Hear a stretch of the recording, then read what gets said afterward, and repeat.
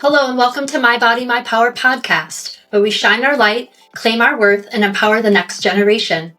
I'm your host, Kristen Rubis, a heart-led entrepreneur, mentor, and the creator behind the My Body, My Power movement. Here, we uncover authenticity, celebrate self-expression, and create a life and career that lights up the world. Welcome, Goddess. Let's dive in.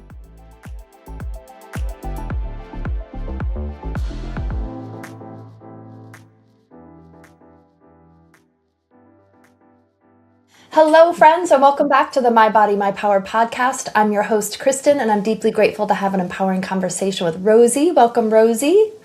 Thank you, Kristen. Thanks for having me on today. Yeah, I'm so glad you're here. So tell us a little bit about yourself and the amazing work you're doing in this world. Yeah, thanks. So I am coining a term that my friend made up, and it is that I'm a pocket fairy. And I am someone of many that wears many hats and has many tools in my tool belt. And part of the work I do is working with women and doing womb reclamation work. I have a birth doula certification. I'm going to be attending a birth here soon with a friend. I've been a private chef. I've farmed. I've done a lot of different work, and right now working with an awesome family here in town, doing chef work and personal assistant and nanny work with them. So I really keep myself busy and full and pull my skills out as a pocket fairy in this world. So Beautiful, good for you. Yeah. And that's you're based in Montana? Yes, based in Bozeman, Montana. Yeah. Okay. Wonderful Beautiful. town here. Mm-hmm. That's awesome. Good for you. Well, what was a defining moment in your life that changed the way you see yourself in the world? Yeah, it's a good question. I don't think that it was there was one defining moment that made me see myself. I think for me, I'm such an experiential person. And so over the last 5 years now, I've just really been going deep into my healing work and clearing myself to really step into myself. And throughout those years, as I've been in many different groups with people from like all over the US and all over the world, with Phoenix, where I've met you, I've gotten reflections of how I show up and what my presence feels like for others. And so it's been like this experiential thing over the last few years of like, oh, I feel this way to people. Oh, this is what my work does for people. I've really do so many different things. It's come together over many different experiences, if that makes sense. Yeah. Yeah. And what do you want to go into any parts just for educational purposes for our listeners? Like what were some of the things that you were healing, or what were some of the modalities that you used to support your process? Yeah. So Phoenix Humanity School was a big one that I did last year, and that was the 10 Keys, which was looking at 10 different concepts and the metaphysical and like energetics that play out within your relationships and within yourself. And that was, I'd been doing all this healing work and working with different medicine and things like that, and therapy, internal family systems, doing like group healing work. But really like the keys were what popped for me, where I got to see where I was blocking myself with certain relationships that I had been working on for years. And it really just like freed me and really allowed me to take even deeper accountability for my role in my healing journey, my healing evolution. Beautiful. Mm-hmm. That's wonderful. Thank you. Yeah. Well, what is the personal journey behind your passion, and how does it connect to what you want to create or offer in this world? Yeah. So I really think that my upbringing and my lifestyle as a child really inspired me into what I'm wanting to offer in the future. And I grew up on land. I grew up just being able to run out and be feral as much as I wanted to. We had a creek and we had a pond, and we had horses, and we're just able to run wild and free. And I think that connection to the earth and that connection to like my family and friends outdoors as well as I think being raised in, my dad's an Italian man and my mother was an amazing cook. And so I was always raised around food too. And so this like, this passion of gathering and connecting people kind of to these like ancestral natural ways of being, so around food and around being outdoors together, and being in our bodies and being here on earth was really instilled in me as a young girl. And that's there was like a time in my life where I in college especially like got disconnected from my my deep connection to the earth and being outdoors. And after college and all my exploration in that time, I really came back to me and started farming and reconnecting in that way. And for the women's work too, and for the womb work that I do, I remember being a really young girl and I was just so fascinated with the womb. And there was this moment I was playing house in my basement and I had a pillow shoved up my belly and I was a pregnant mom and I had to have been about 5 years old. And I looked down at my belly and it was just this crystal clear moment. Like I remember it just as if it were today. Wow. And I was like, wow, my body has the ability to do this. And it was just this deep knowing of the power of the female body. And yeah, I was just always so connected to babies. And when I was young, I was just so like passionate about like pregnancy and birth and like just having these deep feelings about it. Yeah, as a young girl, which led me years later to the birth doula certification and now working with women and helping them connect to their body in that way. And just,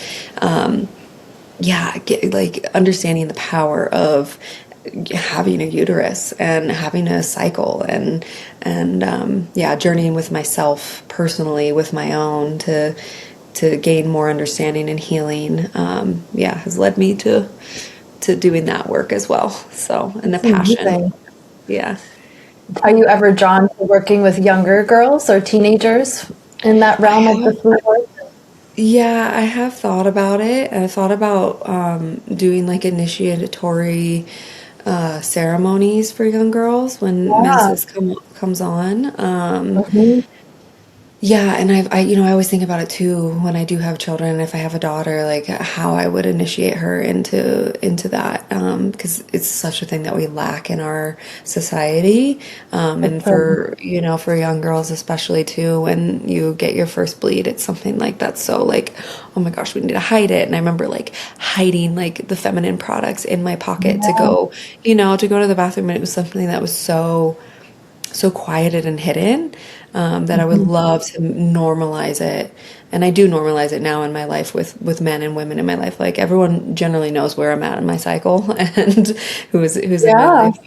And I want to normalize that for society at large. Like, cause it's not anything that's like gross or like taboo or anything like that. It's a biological experience that women go through and spiritual, every month. So.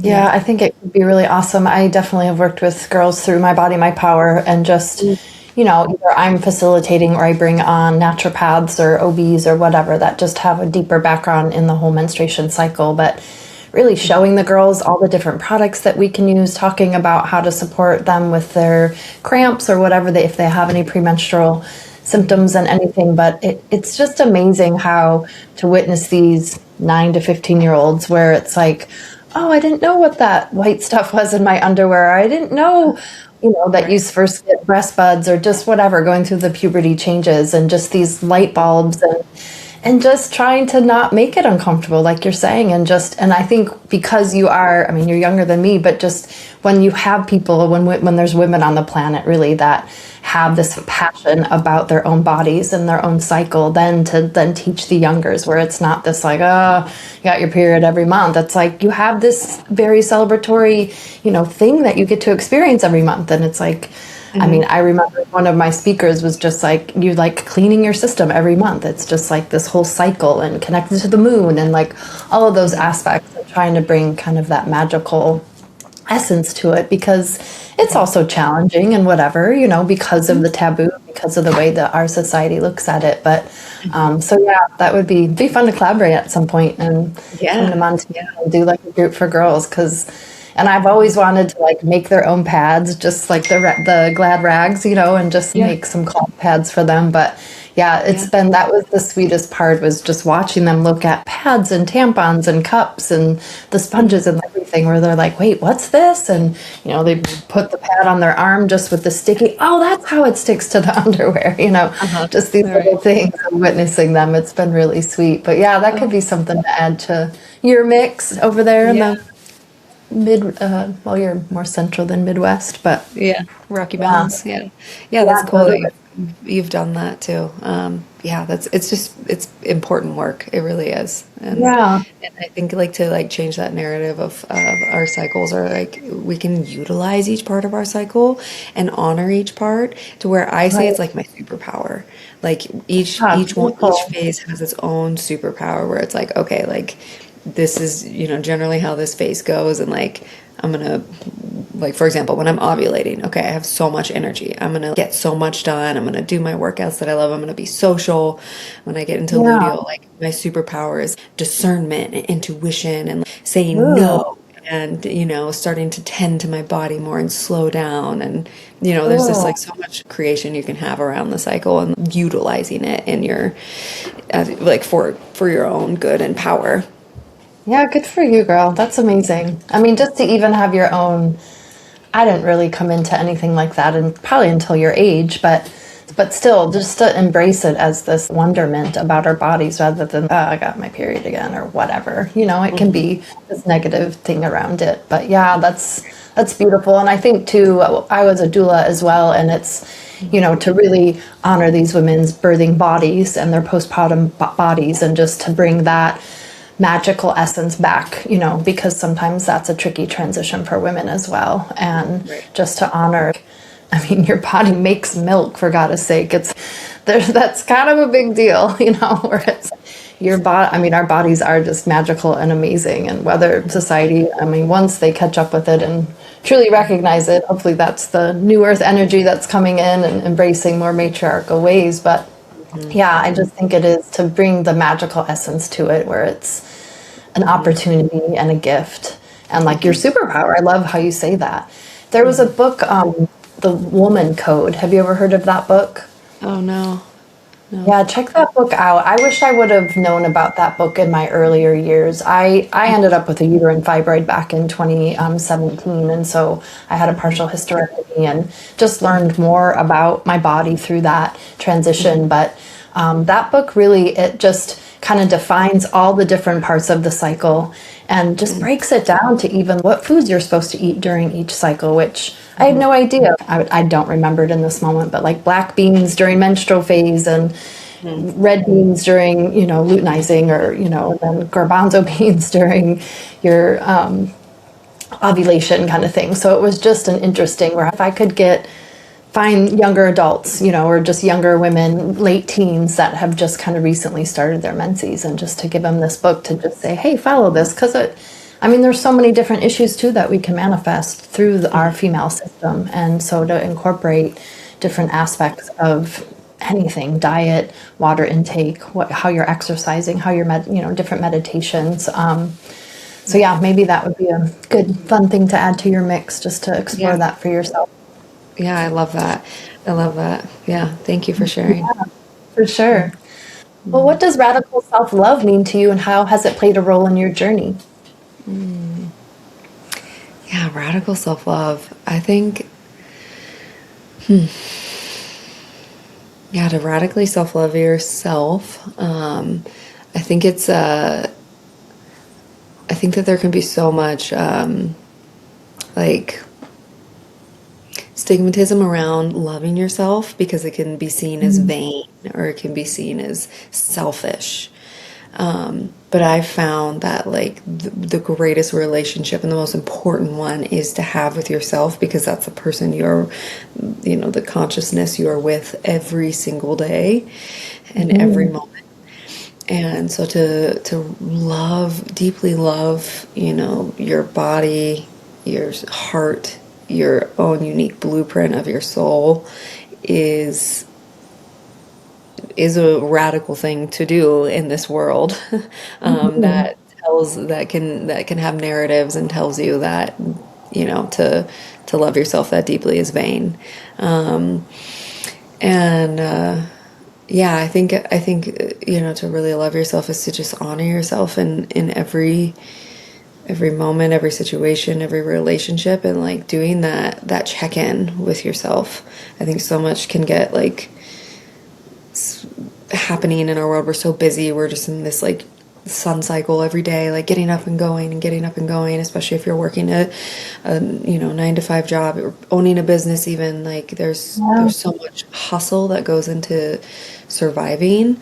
And I think that radical self-love is like an opportunity of like, or it's like taking that moment and that opportunity to like resource yourself in the busy, chaotic world that we exist in and have to participate in to survive. And and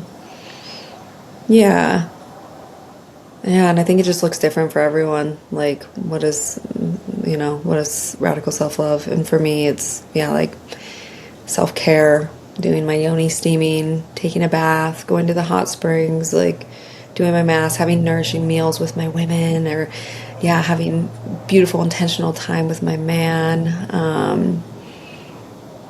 Getting out on the land, so it's different for everyone, but that's getting out in nature, that's definitely, it's amazing. Just if I'm kind of razzled and I just go for a walk, it's like, wow, it is incredible how much. And where you are, oh my goddess, it was so amazing to be there last year. Like I've only driven through Montana when I moved out here from living in Michigan, and girl, you live in a really cool spot like that. Those mountains are just the whole energy of just rock earth is just so grounding and so nourishing. I didn't want to leave. I came home and I was like, I think we're moving to Montana. My sweetie's like, what? Well, Washington's beautiful in itself too. Washington's totally beautiful. I mean, we've got the oceans, mountains, forest, rainforest for sure, but it's not like the mountains there. I mean, we definitely have gorgeous mountains, no complaints, but it's just the energy is just different with that. I mean, especially where we were for the Phoenix Humanity training, it was like Emigrant Peak was just like, just totally loving on us the whole time. It was incredible. Yeah, it's very special here. Well, what is some advice you would give to someone who is currently where you once were? I was just talking with my man about this, about just going for it in life. And when you feel that fear, there's this meme that I always see, and it's this cartoon and this woman at the edge of a cliff, and there's a big hand, and it's God is the hand, and here's me at the edge of a cliff, and God just flicking you off to jump. And I think that's when the advice I would give is, if you feel drawn to something or doing something or quitting the job or leaving the relationship that's just not for you, like metaphorically, kick yourself off the cliff and just go for it. And know that there's going to be some bumps along the way. There's going to be trials and errors as you decide and choose for something greater for your life. But know that the end result of choosing the scary thing or choosing the thing that feels unknown is it's just one of the best things you can do for yourself, and you won't look back and regret it either. That's what I always think about too, like and something I want to look back on my life when I'm very, very, very old, laying in my bed and getting closer and closer to death. I want to look back and just be so proud of my younger self and not have any regrets that, like, I missed out on something, or I skipped out on this opportunity, or didn't take that trip somewhere. I don't, I just, you don't want to regret it later in life as you're nearing death and like don't have the energy and the time you do now. So good for you. Take a leap. I'll take that advice as well. Well, what is the most authentic version of you, and how does that align with the impact you want to make? Oh, that's a good question. This is something that authenticity is something that I've like really valued in this life. Even as a young girl, like I remember like there was, you know, in high school, there's all these groups and cool kids, and I was just like, I don't want anything to do with it. And so I would spend time with like the kids in the special education class because they were the most authentic people. They would always tell you this. They would give you the most love, and they would keep it so real. And so authenticity, I really, there's times in my life, where like I'll put on a mask, but like I have a really hard time being inauthentic and authentic. So like it's very important for me to just show up as myself. And as I've gotten more comfortable in myself, an authentic version of me is when I'm like feeling very free in my body. I'm very silly and goofy, making people laugh, you know, like shaking up the density on earth. And like in like my most authentic version, that would be like surrounded by awesome community of people outside in nature together, making food or doing something with the earth. And that is when I feel like I'm in my most authentic self, is when I'm in my body with my people out on the land making food. That was one thing when we were in Bozeman with the Phoenix Humanities School, just how, I mean, everything about it, I was just in awe, quite honestly. But that was just, all the food was just so incredible. And Yusuke just making all that meat and all that just nourishment right on the fire, right along the river. And I just was like, what? This is what we're doing for dinner? And it was just incredible. And it was just so real and authentic. I mean, I had never eaten like that before. I've camped before and made different things, but to be in this huge community outside, and it just was so beautiful and such an authentic way to create community too. I think it's important. I mean, I definitely, just all the different groups I've been a part of the last few years, like the Phoenix Humanities School it's really beautiful how the humans that are drawn to this work and that are drawn into this organization. And I'm deeply grateful that I got to meet you and so many other beauties in Bozeman, but just that food and being outside, it's just so right on. It really just nourished my heart and my belly, of course, but it was just, this is how it can be. And I follow you on Instagram, and y'all are doing that a lot. They're outside again making something and doing some kind of community something. So it's really beautiful. Well, I mean, that's what we've been doing as humans since the beginning of time, is sitting around fire together, making, ideally going out and hunting, which I recently got to do, which was an amazing experience. That's what we were doing. We were sitting around, and yes, we were working and tending to our camp, and there was ceremony and things like that, but a lot of it too was sitting around enjoying and playing and eating and being together and with the earth. And there wasn't any, that was just how it was. And so I think what you're speaking on, what I'm like hearing, and what I felt at that time too in Montana was, this is how it is. Like this is so natural and authentic to being human. And it's simple. You're not in a restaurant, and like you don't have to be all proper. You can be barefoot on the earth and running around, and there's music playing and fire and Yusuke on the fire, wagyu going in your mouth and brie. It's like that was profound. Well, what does my body, my power mean to you? I think our body is one of our greatest powers, because it is the vessel that holds the soul, holds this consciousness. And I think that as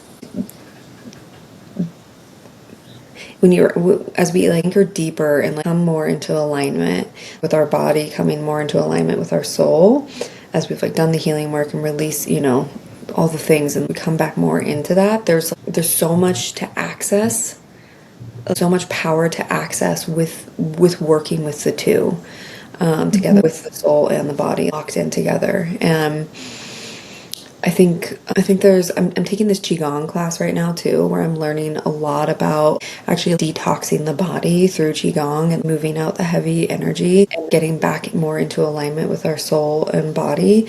And I think what I'm really enjoying about the teachings is that, and what I've like found in other teachings, other spiritual practices, is there's this, like in other spiritual practices, is about kind of ascending out of the body and leaving, like meditation and leaving. But with this Qigong, it's about actually bringing them together and the power that holds, because we are of the earth and then we are of the heavens. Yeah, so it's really this new, like, I've understood this for some time and always been such a body person, but I am, as you're asking this question, there is this new thing coming online where I'm understanding deeper what the power of the body is, and being in my own body, and each of us being in our own body. So still kind of formulating what that means, or I feel like I'm in this transition with it right now.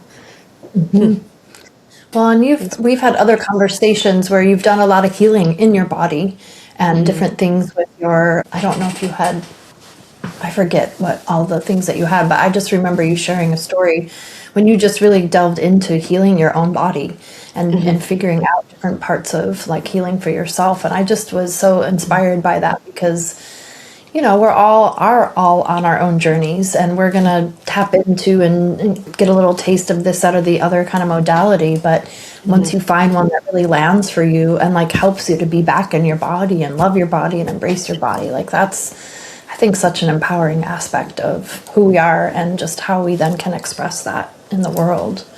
Right. Yeah. I think there's something. I had this experience once. I was getting womb work done, so they were doing fascial work over the abdomen. It was a full body experience. I think that's what I've shared with you about. And then I did intervaginal work as well, where we were working the tissues within the vagina. And I was having this experience as she was doing the intervaginal work on me, and I was seeing the fascial network of my body and how it was the fabric of the universe too. Like our fascia is the fabric of the universe as well. And as when we start to work and release the things that are stored in our fascia, we get that we get closer to that universal cosmic being that we are, because it is the same. The body and the cosmos and the earth and all of it is connected, I guess. Yeah, for sure. Yeah, thank you. Yeah, that was it. Well, tell me about your experience with the Phoenix Humanities School. My goodness. So I've done a couple retreats and a class online with the Phoenix Humanities School. The first thing I did was Zora, which was the all women's sailing trip in Croatia, which was so amazing. I'll just say, Christina puts on some badass retreats. Like, if you want nourishment, just like the way she curates these retreats, like it's such a like luxury experience while being so rooted in like authentic human experiences, if that makes sense. Like it's like you're getting all these amazing foods, but you're like deeply just connecting with people and like not like there's no like status or classism or anything like going on, like, but you're getting these luxury of the earth experiences, like the pleasurable experiences of food and connection and dancing, and we were sailing for 2 weeks, but still being authentic to just like, we're all just humans here on earth and getting to connect with each other and experience this together. So I've noticed that with that retreat with Zora, and then the Humanity Gathering in Montana, where it was just we're just so tended to at the retreats, and then to do the 10 keys on top of that was, and to be like so nourished by the team, by the food, by the land, and then the experiences while going deeply through healing work and self-actualization. It was it was just so, like, the word is just so nourishing. It was so nourishing to be going so deep within yourself, but then to just be held and be connected to everyone that was there. Yeah, I'm trying to think on what else to speak on. I mean, it was, yeah, I think like the biggest thing too that I've gained from the trainings themselves, aside from like the retreats being amazing, is just I've accessed so much freedom from the 10 keys, especially because it's something that you can refer back to and use in your day-to-day, like, you know, where am I blocking myself in this concept? How is this playing out in this relationship? How is this limiting me from just the day-to-day experience? Like, you can use them at any time with anyone. And so I think that like the freedom that I've accessed and access within like my familial relationships has, just been like unmatched to any other work that I've done, in the sense of actually reconnecting us, me and some of my family members, and reconnecting, you know, me in my relationships.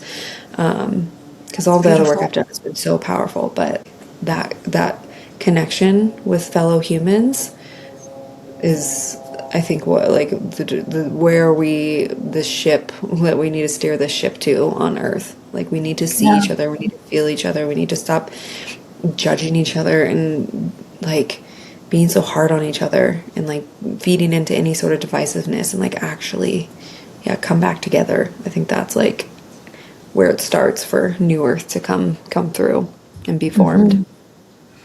Yeah, I remember in our closing ceremony circle when Christina was sharing about, you know, this isn't necessarily about going out and sharing all about this to your friends and family. It's just about, this is for us. These keys are for us. And when we can continue to individually apply them in our lives, then that's going to have the ripple effect. And I was so touched by some of the participants. You know, we didn't have our phones for that week, which was just lovely. But to witness these humans, and especially men, because I've done so many things with so many retreats and trainings and stuff with women.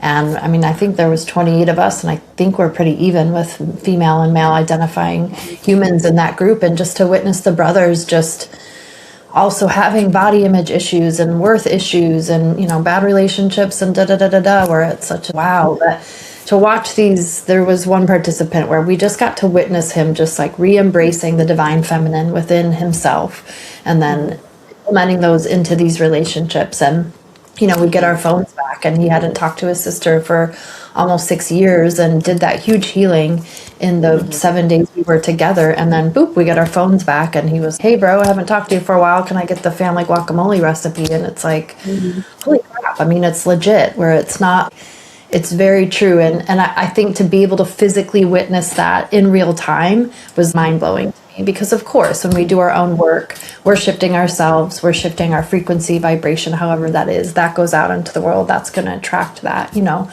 But to witness it actually happen, I was, dang, this shit really works, kind of thing, where it wasn't just woo-woo, and it wasn't even just metaphysical. I mean, it was real.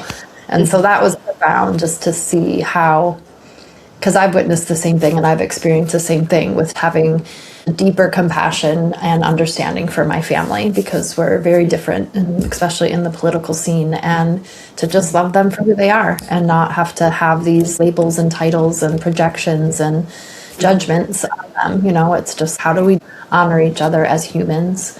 And we're all struggling in our own stuff. And so to have that empathy and compassion and just staying in big picture and having a positive attitude so that you can stay in the flow of understanding. You know, I think that one was profound, especially when we came back to Bozeman in October, and you and I were on logistics team, and to witness, because, you know, when we were first in it in May, we were in our own stuff, but then to be a student also, but to kind of be a part of the space creating, and just to witness these folks going through it and learning the keys for the first time and going through the dyads and the games and everything. It was really just such a heart-opening like act of service to be in that space. And then it's just like, I'm impressed with their level of integrity and And I think too, like Christina and Aita, like, and Steele, I mean, they're all truly doing the work. They're still walking the walk. I mean, it's not that they're like super evolved humans and they're inaccessible. You know, it's like they're real, raw,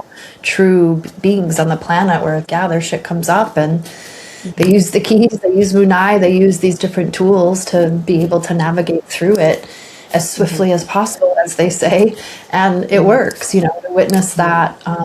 That's true authenticity and that true vulnerability. That was just humbling for me to just be like, yeah, wow, here's this medicine woman, shaman, you know, Chrissy Firemane kind of thing, where it's, I've seen her just in these other vulnerable moments where it's, wow, it's beautiful to witness that part of our humanity where it's, yeah, being real with what we have going on and be able to have these keys to kind of name it and to kind of help us navigate the process, I think, and navigate our relationships and familial connections. It's powerful. Yeah, absolutely. Yeah, I love how you just painted all of that and the realness of everything. We did all this work and then coming out of the retreat and it's like boom, boom, boom, all these people having these experiences or more realizations and it's super tangible. The keys are so tangible for anyone of any age. And yeah, that authenticity too is so it's just so important in any sort of leadership of that accountability and that we're all human and we all have our messy stuff and all of it's okay. It's welcome. So no problem, you know? Yeah. No problem. Totally. I love all their little innuendos. It's like, I love that. Well, and are you going to be at the Colorado training? Yes, yeah. So that's the plan to come down to Colorado. Yeah, there's the 2 retreats in the U.S. coming up. May in California at Vaza's place at Sacred Owl. I forget where it is. Is it Santa Monica or Santa Cruz? Maybe it's near Santa Cruz. Yeah, I think it's a little bit out of Santa Cruz. I forget. I believe it starts with an L. The name of her town, but yeah, Sacred Owl Land. That's May 1st to the 6th. 6 or 7. Yeah, and then Colorado is May 16th to the 22nd. Yep. Yeah. Yeah. So to any listeners out there that are not known yet of the Phoenix Humanities School, please check them out. It is a life-changing opportunity to heal your own heart so that we can really be living in a heart-led humanity. And that is their mission. They're a small school doing big things. And just their whole thing is lean in. So if there's questions that you have, if there's trepidations, if there's, you know, things that you're unsure about, just lean into Christy and Aita and they will guide you and answer any questions that you have. I mean, there's many of us that have been a part of these trainings and I'm leaving for Peru on Friday to go to the 3rd training, which is Fawe. And I'm so deeply grateful to be on this journey and this path with them and to be able to travel and to meet these Andean teachers in the Quero Nation and just to be in Peru. I've never been. And that was just my draw to Phoenix Humanities School was Christina Rose and just her story and her path and her lineage. And I mean, Aita is amazing too. It's just, they're such incredible women. And I think for me too, as I was working through my own grief and different things, like witnessing in person, how free they are, free in their body, free in their sexuality, free in their mind. That was just so inspiring to me where I want to be that, you know, that inspiring example of when you can continue to heal your heart and heal your past and your trauma, that there is a freeing essence to it where, you know, it's an opportunity and a potentiality for really every human that's willing to do the walk. And it's not easy. It's definitely love warriorship kind of work where it's not, you know, being willing to be confronted and in a supportive way is really where it's at. I mean, that's the path. And yeah, I'm so impressed with their integrity and the way that they create their containers is just exquisite. Yeah. Ari. Ari. Well, love, how do folks find you online? Yeah, I have a website. It's wildrosecrafts.co. And then I have my Instagram that's kind of personal business, and that's at Roseybuds, ROSEYBUDS. Yeah, so those are my two links to get a hold of me. Awesome. And do you have any events or workshops or anything coming up that you want to share? I don't have anything planned right now, but we most likely in Bozeman will be doing another womb song, which is a sound healing experience for women to come connect to their bodies. That's held by myself, our friend Jessie, who did the sound healing for us in Montana retreat, and then Steele as well. And then I'm hoping to do some earth-based skills within the next few years, some sort of bringing people together to connect to the earth and learn some different skills. So I'm collaborating with some men here in Montana on that. So Beautiful. That's exciting. Yeah. Do you have any final words or one last message for our listeners? Yeah, just lots of love to everyone out there. Keep on going. I know things are dense right now, but just keep leaning into the heart, into each other, and holding that hope and vision for a future as we navigate all the density and grief and hardships that are present right now on Earth. So keep holding on to the vision. We've got it. We got this. Love is the winning factor and the winning vibration and energy. So stick to the love, folks. Well, thank you, Rosey. This was amazing to have a conversation with you. I appreciate your time. It was wonderful to chat with you. Thank you so much. Yeah, thank you, Kristen. I really appreciate it. Thanks for having me. Definitely. Well, thank you to our listeners. We'll see you next time. Community Power Rocks.